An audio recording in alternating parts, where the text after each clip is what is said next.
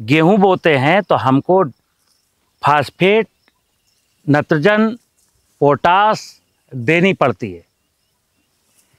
समझना आपको सिर्फ इतना है कि अभी हमने माना है कि हम गेहूं बोएंगे, कोई भी फसल बोएंगे तो हमको यूरिया, डीएपी, पोटास देना पड़ता है। मैं कहता हूं यहां से सोचना शुरू करो कि देना क्यों पड़ता है। ठीक है ना? देना इसलिए पड़ता है कि माँ के पास गेहूं को पालने की सामर्थ्य नहीं है, धरती माँ के पास, तभी तो देना पड़ता है। अगर माँ के पास सामर्थ्य होती तो हमको यूरिया, डीएपी, पोटास ना देना पड़ता। ठीक है ना? तो ये दिमाग से निकाल दो कि बिना यूरिया, डीएपी, पोटास की खेती नहीं हो सकती। निकालना इसलिए ज़रूरी है क्योंकि आपकी खेती की उत्पादन लागत इतनी ज़्यादा बढ़ गई और हर साल बढ़ती है, उसे घटाना है। जैसे हमारे प्रधानमंत्री जी ने कहा, दो चीज़ें कही कि हम देश के किसानों की आमदनी को 2 गुना करना चाहते हैं। दूसरी एक चीज़ और कही कि अब मैं अपने देश की धरती माता को और अधिक खराब नहीं होने देना चाहता। तो विषय 2 हैं। जिंदगी भर से धरती माँ हमको पालती आई है और जब तक मानव सभ्यता धरती पर रहेगी तब तक ये धरती ही पालेगी। इसलिए हम सबकी ड्यूटी है कि धरती माता को बचाएं। तो इस जमीन में 2 चीज़ें होती हैं। जैसे मिट्टी की जांच आप लोग कराते हो तो उसमें लिख के आता है जीवांश कार्बन 0.3%, यानी कार्बन और जीवांश कितना है? 0.3%। होना कितना चाहिए? 1% से ज़्यादा। 1% से ज़्यादा ह्यूमस या जीवांश कार्बन होना चाहिए। अब घट के रह गया 0.3। तो माँ के पास सामर्थ्य नहीं है, तो हमको क्या करना है? प्राकृतिक खेती में जमीन में ह्यूमस को या जीवांश कार्बन को बढ़ाना है। समझ गए बात? अब जीवांश कार्बन कैसे बढ़ेगा यहाँ समझना। अगर किसी किसान का खेत थोड़ा सा स्लोप है और खेत की मेड़ नहीं है तो सुनना, अभी हमने गेहूं, चना, मटर काट लिया, कुछ चीज़ें इसकी छूट गईं। इस पानी जब लगा रहे थे तो माँ कुछ बना रही थी, कुछ जीवांश कार्बन उसने फार्म किया है, बनाया है। जुलाई में पानी हो रहा है और मेरे खेत से पानी सरसर सरसर निकल के बह रहा है, हम देख रहे हैं। तो जब पानी बह रहा होता है तो पानी अकेला नहीं बह रहा होता, जमीन में जो जीवांश कार्बन ऊपरी सतह पर पड़ा था वो भी बह जाता है। तो हम बता रहे हैं कि जीवांश कार्बन बढ़ाना है और आपका हर साल थोड़ा मोड़ा जीवांश कार्बन पानी में बह जाता है। तो पहली शर्त है जीवांश कार्बन बढ़ाने की कि हमारे खेत की मेड़बंदी होनी चाहिए। ठीक है ना? नंबर 1। नंबर 2, ये जो अभी यहीं मोट इलाके में बहुत सारे लोग हार्वेस्टर से कटवाएंगे, तो दाना तो ले गए घर, कुछ मंडी में बेच आए, कुछ खाबे के लाने रख लो, फिर माचिस छुआई और भर भर भर भर भर भर आग जल रही है। ये जो अवशेष है फसल का, यही कार्बनिक पदार्थ, ये कार्बनिक पदार्थ यही जब गलेगा तो यही कार्बन बनेगा। तो जिस चीज़ को कार्बन बन के खेत में फर्टिलिटी को बढ़ाना, तो उसको तो मैंने लगा दिया आग। चलिए, कुछ लोग कहेंगे साहब हम नहीं जलाते, तो उन्होंने बेच दिया। कुछ लोग कहते हैं कि साहब हमने बेचा भी नहीं, हमारे पास तो पशु है, हमने पशु को खिलाया। तो पशु का गोबर आपको गांव में सड़क के किनारे पक्की सड़क पे डला हुआ मिलेगा। यानी कि मेरा इंटरेस्ट जमीन में जीवांश कार्बन बढ़ाने का नहीं है। पशु हैं, चारा खाते हैं, मैं गोबर को लापरवाही के साथ फेंक देता हूँ। इस गोबर में कंचन है, मतलब ये गोबर ही है जो हमारी जमीन की फर्टिलिटी को बढ़ाएगा। तो करना हमको क्या है कि एक तो मेड़ बना ली, खेत से हमको जितना भी मिला 25 कुंटल, 50 कुंटल, 10 कुंटल, उसमें से कुछ खा लो और कुछ कोशिश करो कि हम खेत को वापस लौटाएंगे। देखो, माँ को कुछ दोगे नहीं। जिस माँ ने बच्चे को जन्म दिया है, हम लोगों की माताएं जैसे हैं, गांव में एक औरत है, उसने एक बच्चे को जन्म दिया। अब उसको लोग दूध, मट्ठा, दही, घी, दाल, रोटी ठीक से नहीं खिला रहे, तो उसका बच्चा दिन भर रोता रहता है, क्योंकि बच्चा माँ के आंचल से तो दूध पिएगा और उसके अंदर दूध बन नहीं रहा है, क्योंकि उसका भोजन ही नहीं पूरा है। तो बच्चा दिन भर रोता है। फिर हम क्या करते हैं, हार्लिक्स पिलाते हैं, थ्रेप्टिन का बिस्किट खिलाते हैं, बाहर से चीजें लाते हैं, हजारों रुपया बर्बाद करते हैं। तो जैसे आज एक महिला अपने बच्चे को स्तनपान नहीं करा पाती है, हमको बाहर से कुछ चीजें ला के बच्चे को देनी पड़ती है, तब उसकी बढ़वार होती है। ठीक इसी प्रकार आज ये धरती माता, इसमें जो मैंने फसल बोई है, वो इस फसल को पालने में असमर्थ है।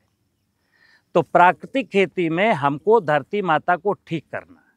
तो क्या बताया मैंने, मेड़ बनानी है, फसलों के अवशेष वहीं छोड़ने हैं। अगला क्या करना है, अभी मैंने कहा जीवांश। ये गेहूं यूरिया डीएपी पोटास नहीं खाता। हकीकत ये है, फसलों का भोजन होता है जीवांश। जीवे जीव आहार, जीव ही जीव का भोजन है। फसल मरे हुए जीवों का अंश खाती है। लेकिन अभी जैसे आपने इसमें मान लो दीमक को मारने के लिए क्लोरोपाइरीफास डाला, तो जमीन के जीवाणु मर गए। अब जब जीवाणु मर गए तो एक बार तो मर गए तो खुद जीवांश बन गया, लेकिन अब उसमें बचे ही नहीं, तो बार बार कैसे मरेंगे। तो एक बार कुछ मरे, कुंटल 2 कुंटल वो फसलों ने ले लिया, आगे से वो जीवाणु है ही नहीं। तो कार्बन जो बचेगा, जैसे मैंने कहा 0.3% कार्बन के साथ अगर जीवाणु नहीं है तो वो कार्बन बेकार है, डला रहेगा, उसका कोई काम नहीं आएगा। तो धरती को माँ कहते हैं। माँ का मतलब है धरती मेरी जिंदा है, धरती मेरी। लेकिन अभी तो मैंने धरती में इतने पेस्टिसाइड डाले कि धरती मेरी मर गई है। और जब धरती मर गई है तो मरी हुई धरती आपकी फसल को नहीं पाल पा रही है, तभी आपको यूरिया डीएपी की जरूरत पड़ती है। मरी हुई धरती में जब कोई फसल बोते हैं तो उसमें बीमारी लगती है, तो मुझे फंजीसाइड डालने पड़ते हैं। अब और सुनना, इंसेक्टिसाइड, बीडीसाइड, फंजीसाइड डाल करके आप फसल की पैदावार बेशक ले लो, लेकिन ये आपको पेस्टिसाइड खाने भी पड़ते हैं। भाई भोजन प्रणाली में जाएंगे कि नहीं जाएंगे। तो फिर क्या हुआ, 50,000 कमाए थे, घर का एक सदस्य कोई बीमार हो गया तो किसी नर्सिंग होम में भर्ती हो गए, तो 22,000 उसने छीन लिए। देखिए, परमात्मा ने कहा है कि जो आपके हिस्से में है वो आपको मिलेगा, लेकिन अगर इस भगवान की व्यवस्था यानी जमीन को, जंगल को, जल को, अब ये नंगा खेत है, आपने जीवामृत डाल के जीवाणु डाल दिए, आगे से कसम खाई कि अब हम पेस्टिसाइड नहीं डालेंगे। लेकिन गेहूं कटेगा, अप्रैल का महीना आएगा, अप्रैल मई जून, कितनी भयानक गर्मी है। तो कोई भी माइक्रो ऑर्गेनिज्म 40 डिग्री सेंटीग्रेड के बाद फिर सरवाइव नहीं करता। और यहाँ तो 48 डिग्री 49 डिग्री टेम्परेचर जाएगा कमरे का।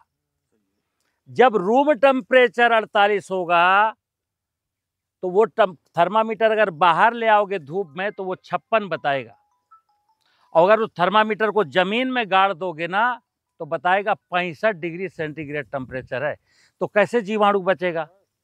तो इसलिए खेत की मेड़ों पर पेड़ लगाना, जैसे आज हम लोग कहते हैं पेड़ छाया मारता है, पेड़ छाया मारता है। तो अब तो आपने पेड़ काट दिए, तो अब आप क्यों नहीं संपन्न हो गए, क्यों नहीं धनाढ्य हो गए, क्योंकि छाया मारने वाला तो मैंने काट दिया। तो सुनना, पेड़ है तो बारिश है, पेड़ है तो बारिश है, और पेड़ है तो पेड़ के नीचे सूक्ष्म जीवों की माया जिंदा है। हमको हर रोज जीवामृत नहीं डालना, और अगर पेड़ नहीं है, अगर मेड़ नहीं है, तो बारिश कम होगा, जो होगा बह जाएगा। तो 160 फुट से बोरिंग करके पानी निकालेंगे। अभी आप ही के याददाश्त में ये पानी 40 फुट पर था, और आप ही के देखते देखते ये 150, 200, 220 पहुंच गया।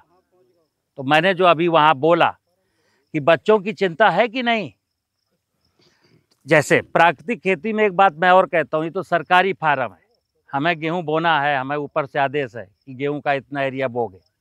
अन्यथा मैं तो ये कहता हूं कि अगर पानी 200 फुट नीचे चला गया है तो इस खेत में चना, मटर, मसूर, जौ ही होना चाहिए था, यहाँ गेहूं होना ही नहीं चाहिए था। क्योंकि जमीन को जिंदा हम बहुत दिन तक नहीं रख पाएंगे अगर गेहूं की खेती करेंगे। तो चना है, मटर है, मसूर है, क्योंकि धरती मेरी माता है, पानी विष्णु का स्वरूप है। अगर सरफेस वाटर तो मैंने सब खत्म ही कर दिया गांव के जलाशय, और अगर जमीन के नीचे का भी पानी लूट लेंगे तो क्या होगा? ठीक है ना। तो मैंने यहाँ जो किया वो बता रहा हूँ। खरीफ के सीजन में इस एरिया में जो या तो फसल बो मत, क्योंकि आप मूंगफली, उड़दा पुड़दा, तिल विल बोते हो, बो ही मत। क्यों? 50 किलो से ज्यादा तिल होगा नहीं 1 एकड़ में, 1 कुंटल से ज्यादा उड़द होगा नहीं 1 एकड़ में। तुम तो घासों को जम जाने दो। ये मान लो कि 1 साल माँ तेरे नाम समर्पित, मैं कोई खेती नहीं करूंगा, तो कमर के बराबर इतना ज्यादा घास हो जाएगा, इतना घास हो जाएगा, कुछ मत पूछो। सितंबर के आखिरी में ट्रैक्टर ले जाओ, जोत दो, तो कार्बनिक पदार्थ खेत को ढेर सारी मात्रा में मिल गया। एक तो मैंने ये किया। दूसरा, जीवामृत, क्योंकि इस खेत में भी जीवाणु मारे गए हैं। ये तो 5 साल पहले से जब प्राकृतिक खेती का आया कि 1 हेक्टेयर में करना मैंडेटरी प्रोग्राम है तो किया गया।